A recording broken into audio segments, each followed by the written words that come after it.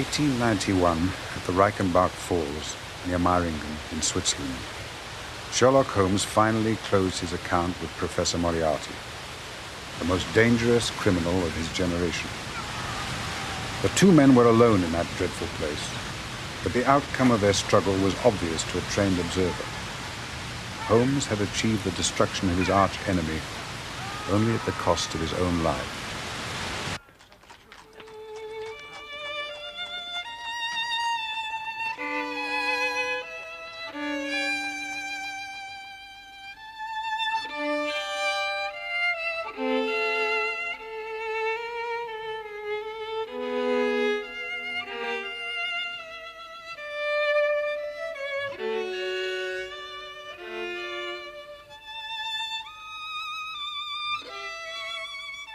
It is now 3 long years since my dear friend plunged to his death. There, deep down under the swirling water, the infamous Professor Moriarty and the foremost champion of law of his generation will lie together for all time.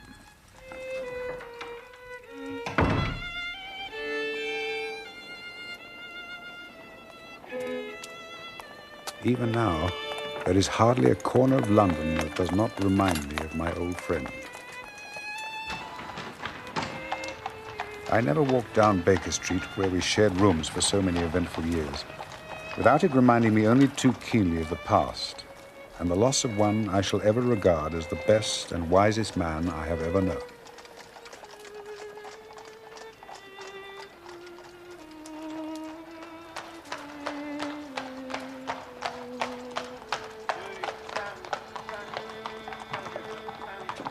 I retained a keen interest in criminal matters and supplemented my meager practice by working as a police surgeon.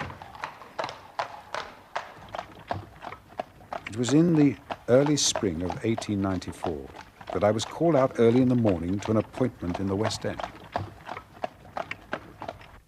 Morning, Constable. Morning, Doctor. Inspector Lestrade is waiting for you, first floor, sir. Thank you.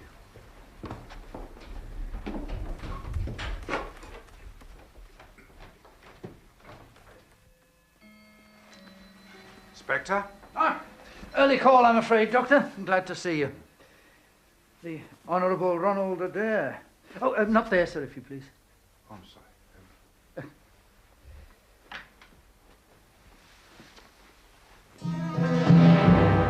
Age 23.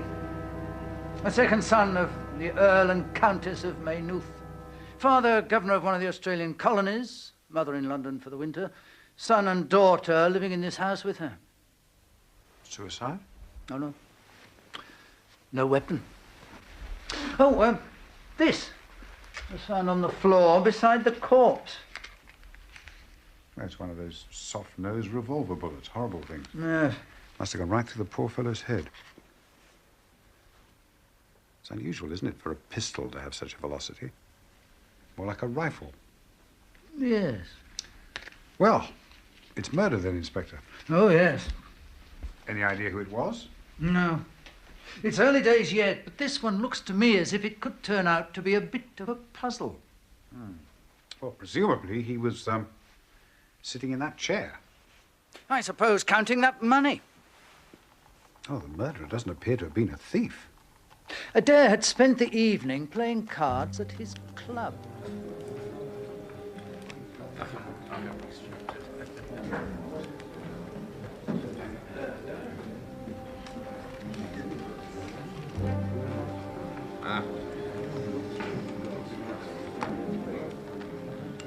Time for one last hand.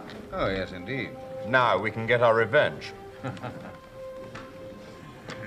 Thank you.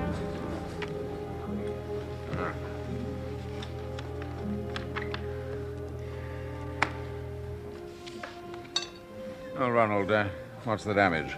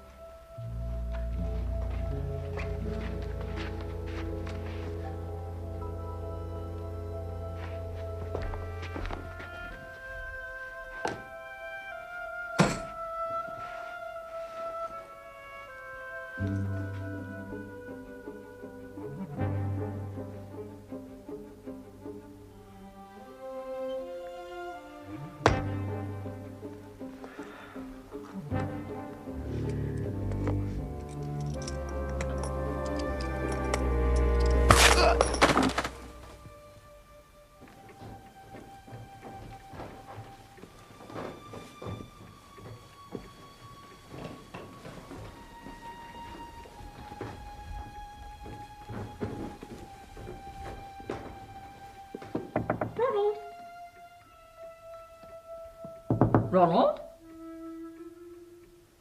Ronald?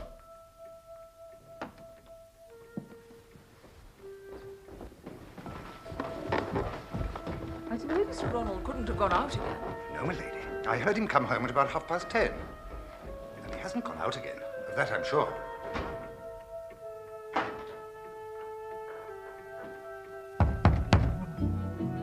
Mr. Ronald.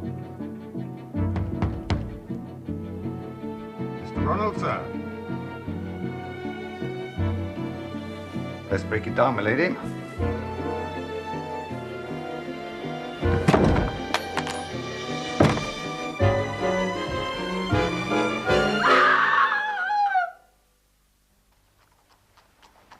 Well, in the condition of the body, death was instantaneous. I suppose the murderer came in through the window. Well, the window was open. Strange part of the matter is there were no signs of any intruder. Nothing, inside or out. I wouldn't like to climb up here at night. Must have been a monkey. As you say, Doctor, an impossibility. Looks like the murderer had wings. Well, this sort of case sort of interested our old friend, Mr. Sherlock Holmes. Yes, indeed. What a loss he is, Doctor. Oh, I didn't always approve of his methods, but he was the best amateur there was or ever likely to be. Well, there were times when he even got the better of me. All right, Inspector, if you arrange for our friend to be brought round to the mortuary, I'll conduct an autopsy this afternoon. Yes, indeed, Doctor.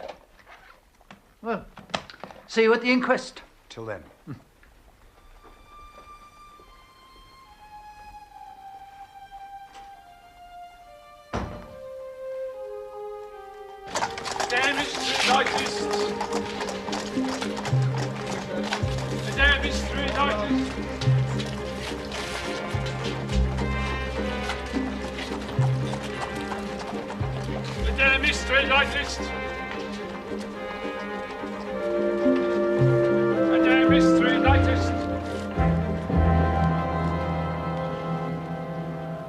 Dr. Watson, you are a police surgeon. Yes, sir. You examined the deceased, Ronald Francis Adair, who is the subject of this inquest, and later conducted a post-mortem on the corpse. I did, sir. Pray, what are your findings? A death occurred as the result of a bullet wound from a .45 revolver. Dr. Watson, I beg you to keep to fact. My business is to establish the facts of this case. I'm sorry, sir, I don't understand. You say that the bullet came from a .45 revolver. That is pure speculation on your part. It is not your business to start guessing at the type of weapon used. That is a subject for the police. I'm sorry, sir. Pray continue. Death occurred as the result of a wound from a soft-nosed lead bullet. The bullet penetrated the skull above the left eye, traversing the left frontal lobe, through the cerebellum, and then exited from the skull at the back of the head by the left occipital parietal suture. In your opinion, when did death take place? Well, it would have been instantaneous. Have you any idea how far this bullet had traveled before it entered the body? I cannot be sure, but it would certainly be more than 4 or 5 feet. Time of death? Death occurred between 10:30 and 11:30 post-meridian on the 20th of this month. Thank you, Dr. Watson. Ronald Adair and I were in the Harrow 11 together. He was a first-class bat, pretty effective leg spinner. A good sportsman, in fact. Absolutely first-class sportsman, sir. Straight as a die. One of the most popular fellows I know. Thank you, Mr. Murray. Sir John Hardy. I was Ronald Adair's godfather and a trustee of the estate. Of course, the family is absolutely devastated by this appalling tragedy. I put the boy up for the Bagatelle Club, as a matter of fact. He always enjoyed a game of cards. Win or lose, would that affect Mr. Adair in any way, Sir John? Good Lord, no. Not in the least. He never played such high stakes they could affect him at all. The family fortune is a very considerable one. Thank you, Sir John. You have been a great help. And may I say that evidence from such a distinguished person as yourself is greatly valued by the court. Colonel Moran, you were the last person known to have seen Mr. Adair. Did you know him well? I wouldn't say that I knew Ronald Adair well. Knew his father, Lord Maynooth, very well. Used to play polo together in India. But Ronald... I've seen quite a good bit of him at our clubs over the past few months. We played cards together from time to time. Oh, charming boy. Good manners, intelligent. Matter of fact, he's just the stamp of young fellow I'd like to see joining my old regiment. Did you notice anything unusual about him? Did he seem worried or upset on the last evening you saw him? Not in the least. Quite the opposite, in fact. Have you any idea why someone should choose to murder him? No idea at all. I doubt if he had an enemy in the world. Thank you, Colonel Moran. Inspector Lestrade, would you give me your opinion as to the cause of the Honourable Ronald Adair's death? Yes, sir. Willful murder by person or persons unknown.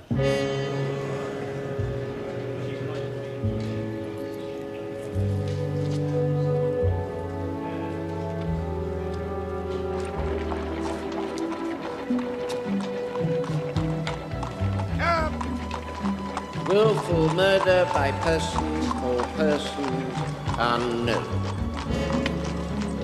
Wait, Cap. They're not great, Cap. Luke's Grove, Kensington, the history's carried.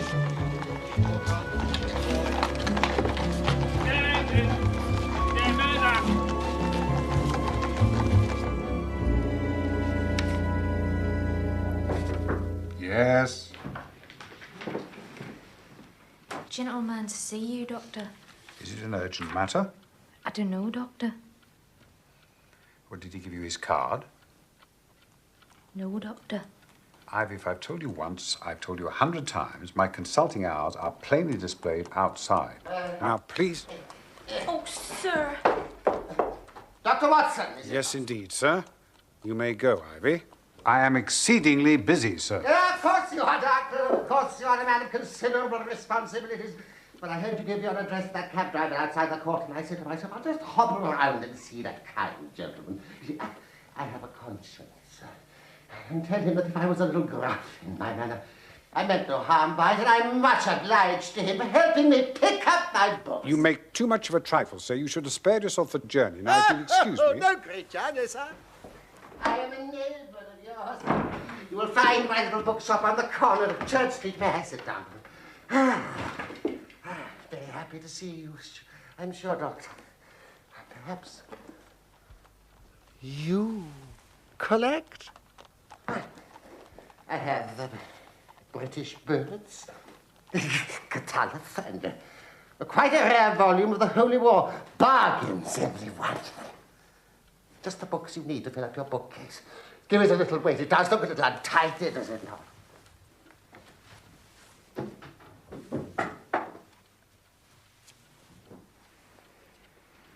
Watson, do you mind if I smoke a cigarette in your consulting room?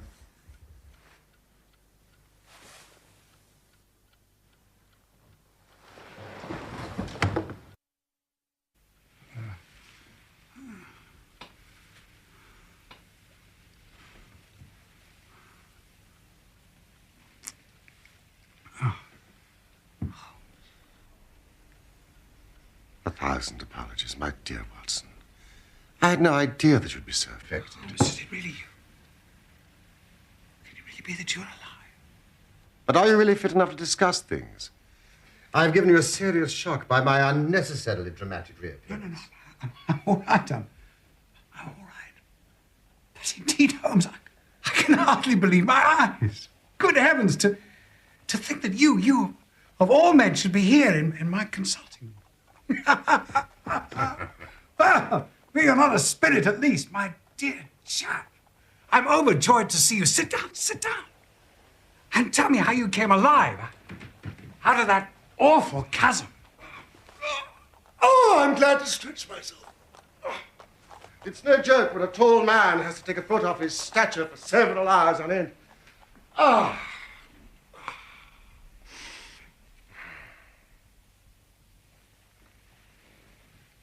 Oh, my dear fellow, we have a hard and dangerous night's work ahead of us. Perhaps it'd be better if I gave an account of the whole situation when that work is finished. No. I'm full of curiosity. I should much prefer to hear now. But you will come with me tonight. When you like, where you like. Ha! Ha! Watson. This is just like the old days. You might have a chance for a mouthful of dinner before we need go. Dinner, of course, but first, you must tell me everything. You sure you're all right? I'm fine. Well, then. About that chasm. I had no serious difficulty in getting out of it for the simple reason that I was never in it. You were never in it? No, Watson. I never was in it. The note that I left on the rock at the Reichenbach Falls was absolutely genuine.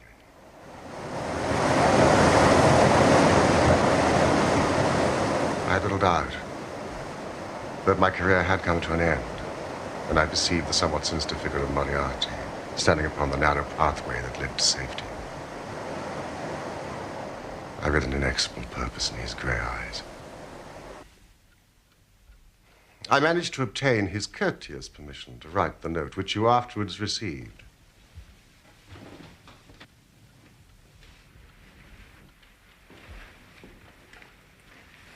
It has remained my most treasured possession.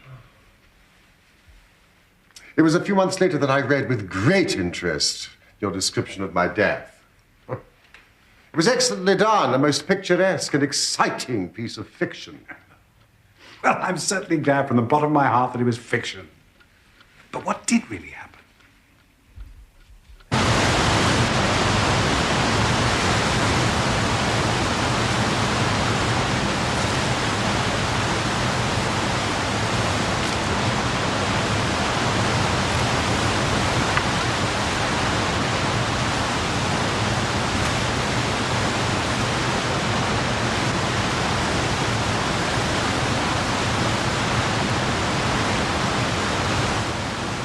When I reached the ledge, I stood at bay. He drew no weapon, but rushed at me and threw his long arms round me. He knew that his game was up and was only anxious to revenge himself upon me. I have, however, some knowledge of baritsu, or the Japanese system of wrestling, which has, on more than one occasion, been very useful to me. My God. But how did you get away from that place? It was not a pleasant business.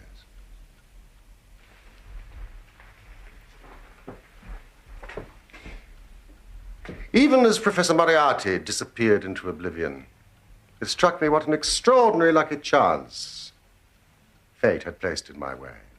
I knew that at least one of Moriarty's henchmen would seek my demise now, with even keener determination to revenge their dead leader.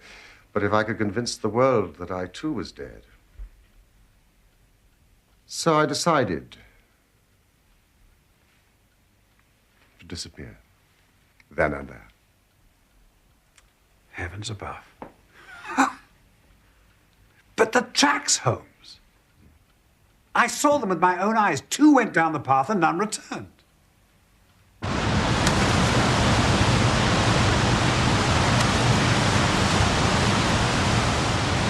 I'm not a fanciful person, Watson. But I give you my word, there were times during that climb when I seemed to hear Moriarty's voice screaming at me from out of the abyss.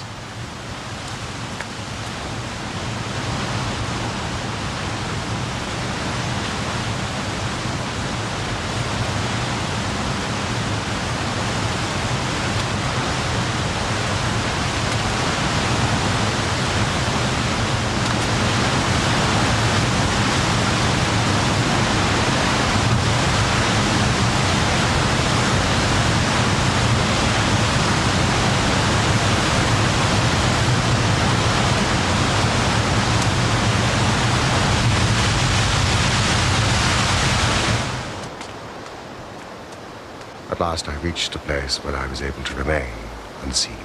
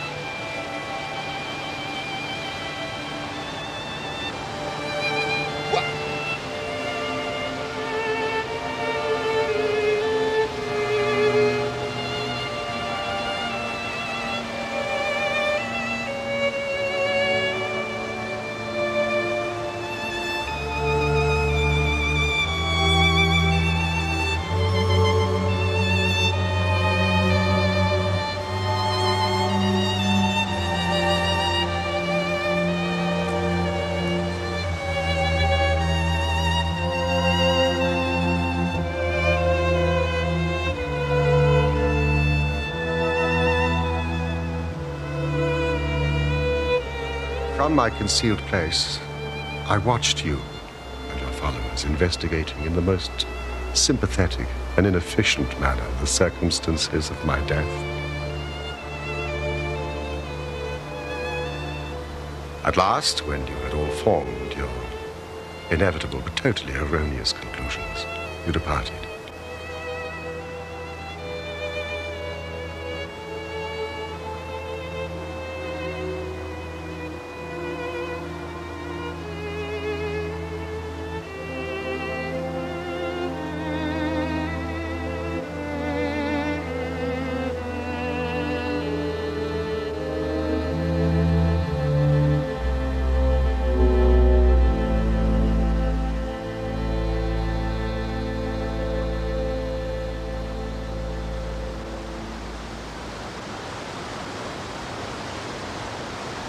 It was time for me to be on my way.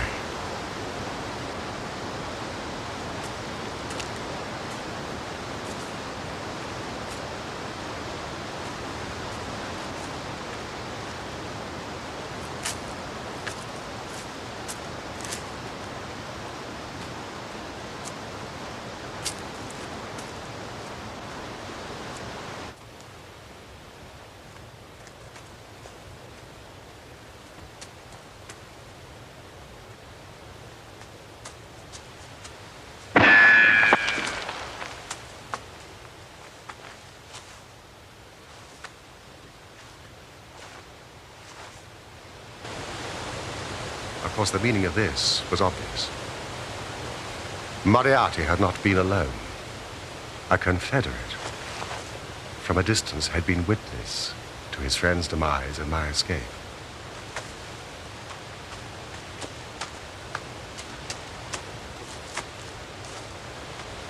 I did not take long to think about it, Watson. I took to my heels and covered 10 miles over the mountains in the pending darkness.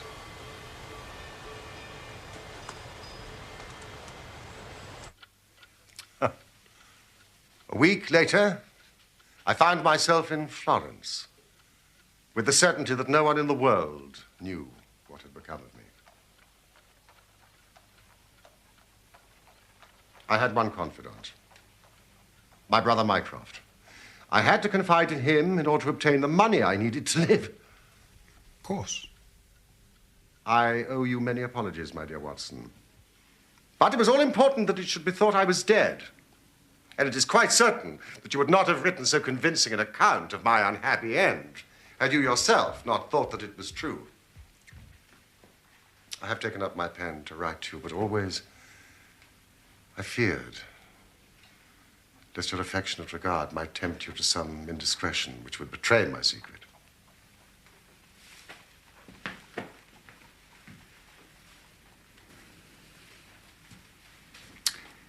I would have thought I was as trustworthy as your brother. Of course you are, Watson. But you have a kinder heart. But what have you done all these long years? Well, you may have read of the remarkable explorations of a Norwegian called Sigurdsson. But I'm sure it never occurred to you that you were receiving news of your friend. For 2 years, I traveled to Tibet and amused myself by visiting Lhasa and spending some time with the head lama. I then moved to Persia and paid a short but interesting visit to the Caliphate in Khartoum, the results of which I passed on to Lord Kitchener and the Foreign Office, anonymously, of course. You mean you actually saw the palace where Gordon was murdered? It was a sorry sight, a ruin. His blood still upon the staircase. Lately, I've been in France, in Montpellier, researching into the coal tar derivatives. Then came the news of this remarkable murder, which not only appealed to me by its own merits, but which seemed to offer some most peculiar personal opportunities. So here I am. Have you been to Baker Street? Yes. I called there this morning in my own person.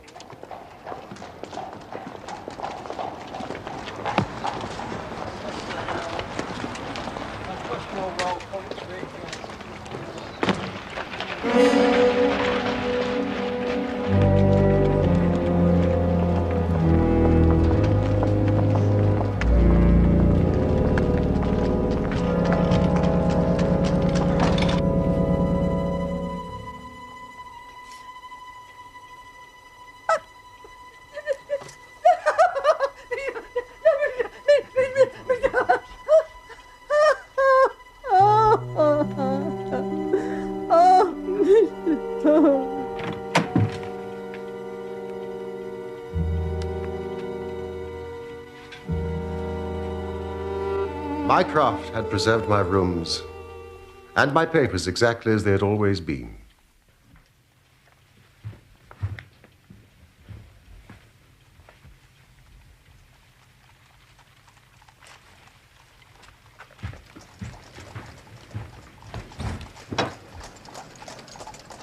And so it was that I found myself in my old rooms, sitting in my old chair, and only wishing that I could have seen my dear friend Watson sitting in the other chair, which he has so often adorned. And so I hope I will be. What a remarkable story.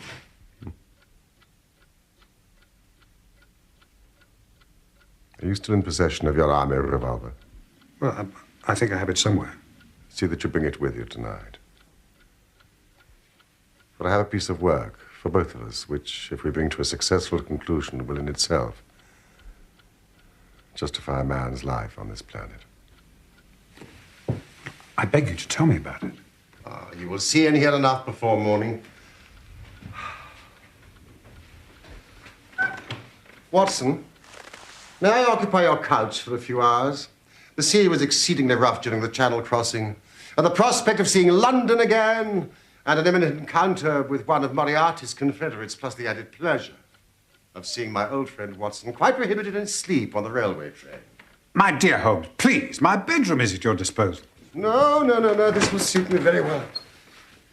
I've had harder beds than this in the past few years.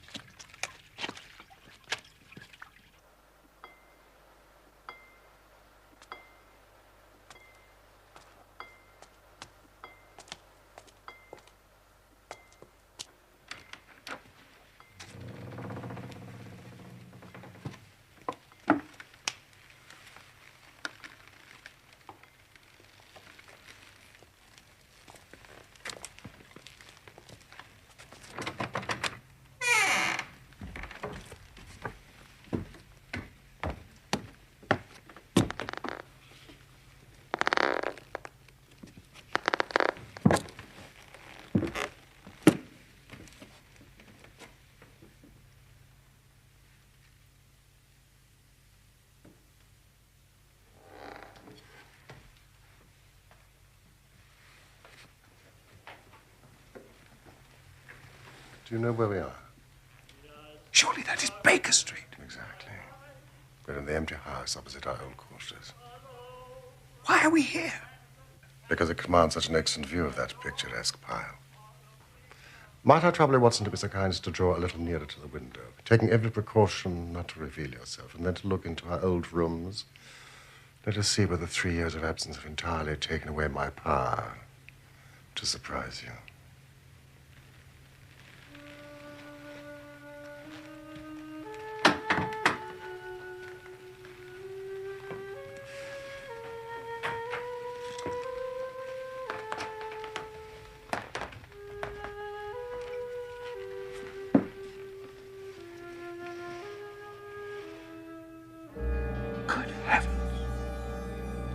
It's marvelous. I trust that age does not wither our accustomed stale, my infinite variety. It is rather like me, is it not? I should be prepared to swear it was you.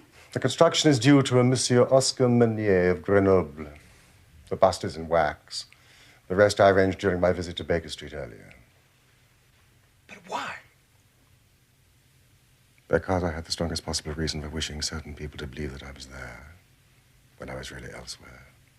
You thought the rooms were watched? I knew they were being watched. By whom?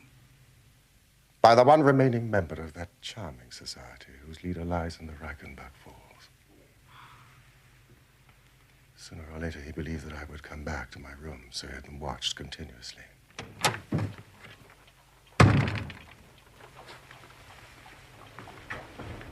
I was observed when I arrived this morning.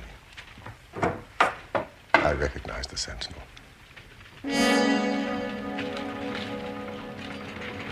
Parker by name, a garrotter by trade, and a remarkable exponent upon the Jewish heart.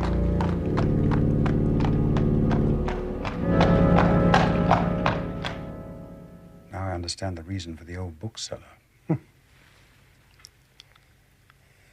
I care not a jot about Parker, but I cared a great deal about the much more formidable person who was behind him.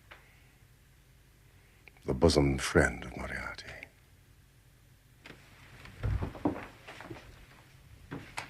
That is the man who is after me tonight.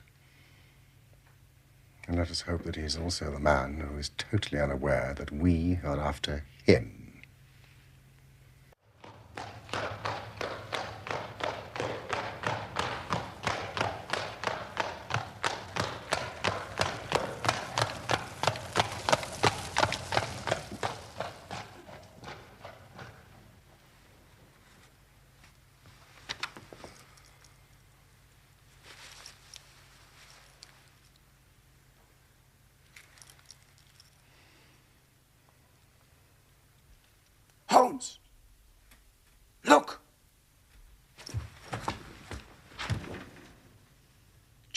around the house. A couple of shady characters in the doorway. Yes, I see them. Shouldn't we do something? No. Holmes, the shadow's moved. Certainly it has moved. I involved Mrs. Hudson. We've been in this room 2 hours, and she has made some change in that figure 8 times, or once every couple.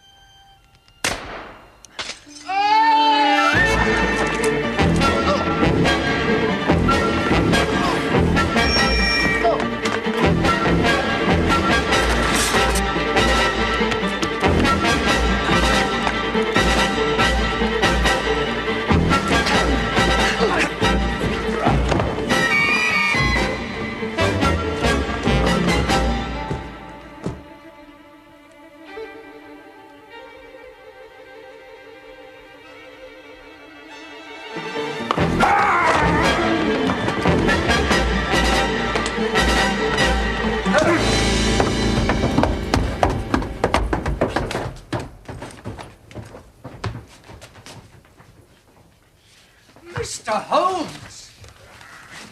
Miss Shade, how nice to see you. So it really is you. I had your message. I could scarce believe it. You seem to want some unofficial help.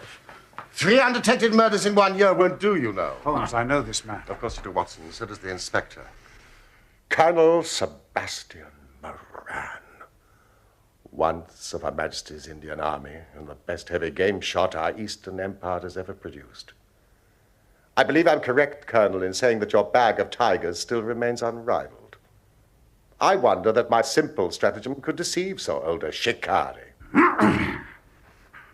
How many times have you not tethered a young kid under a tree, laid above it with your rifle, and waited for your bait to bring up your tiger? This empty house is my tree, and you are my tiger! The parallel is exact. You may or may not have just cause for arresting me. But there can be no reason why I should be subjected to the jibes of this person. If I am in the hands of the law, let things be done in a legal way. Well, that sounds reasonable. Anything further to say before we go? Only to ask what charge you intend to prefer. What charge, sir? Why, of course, the attempted murder of Mr. Sherlock Holmes. Not so, Lestrade. To you, and you only, belongs the credit of this remarkable arrest. With your usual mixture of cunning and audacity, you have got him. I don't understand you, Mr. Holmes. Do you mean this man? The man whom the entire police force has been seeking in vain. Colonel Sebastian Moran, who shot the young Adair through the open window of his parents' house upon the 20th of last month. That is your charge, Lestrade. You were quite the heroine of the occasion, Mrs. Holmes. I don't know, I'm sure, sir. I hope you observed all precautions. Oh, yes, sir. I went with it on my knees, just exactly as you told me. And a good crick in my back to prove it. Oh, I wasn't half frightened, Doctor. And when that window shattered, I thought I should have died. Yes, you did it very well, Mrs. Hudson. There's no sign of the bullet. Oh, excuse me, sir. A moment, if you please. What is it? I have it here. I picked it up off the carpet. Mrs. Hudson, you are becoming indispensable.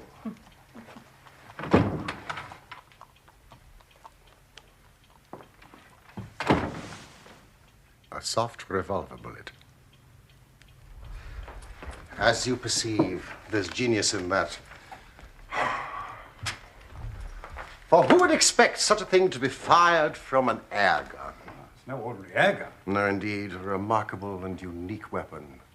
Noiseless and of tremendous power. I knew Von Herder, the blind German mechanic, who constructed it to the order of the late Professor James Moriarty.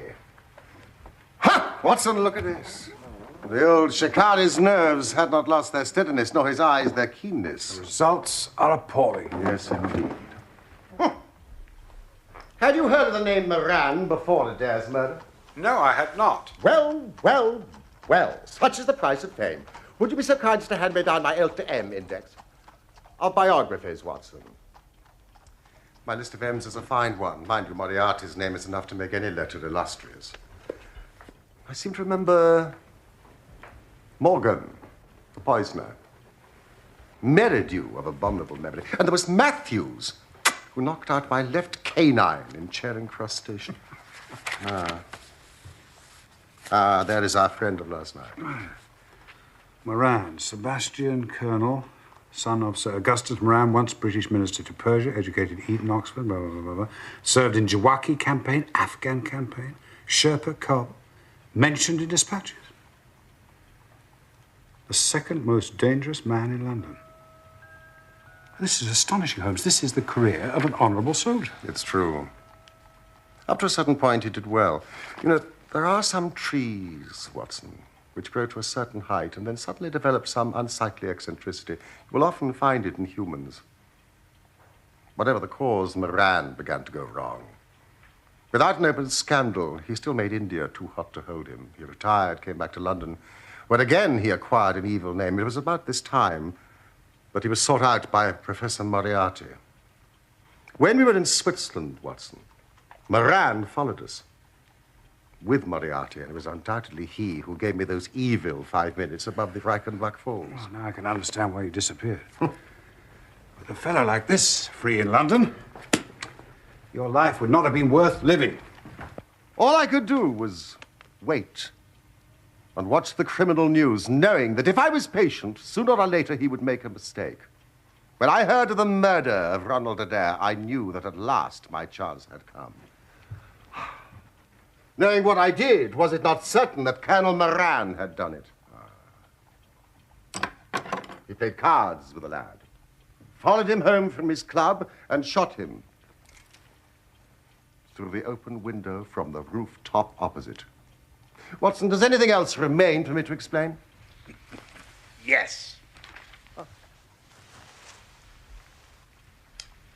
You have not made clear what was Moran's motive in murdering the Honourable Ronald Adair.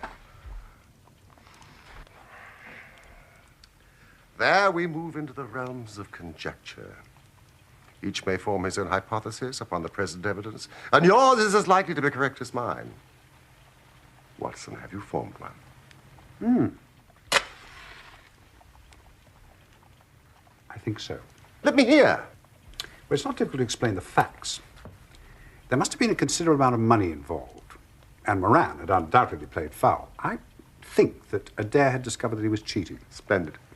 Very likely he spoke to him privately and threatened to expose him, Moran, unless he voluntarily resigned membership of his club and promised not to play again. Watson, this is excellent. Exclusion from his club would mean ruin to Moran, who lived by his ill-gotten card gains. Therefore, he murdered Adair. Will it pass? I think, without doubt, that you have hit upon the truth. Anyway, it'll be verified or disproved at the trial. Meanwhile, come what may, Colonel Moran will trouble us no more. And the famous air gun of von Herder will embellish the Scotland Yard Museum. Come in.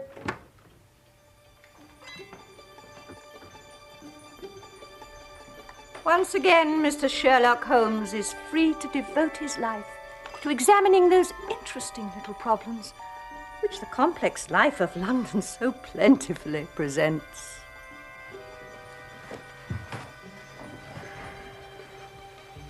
Mr. Sherlock Holmes.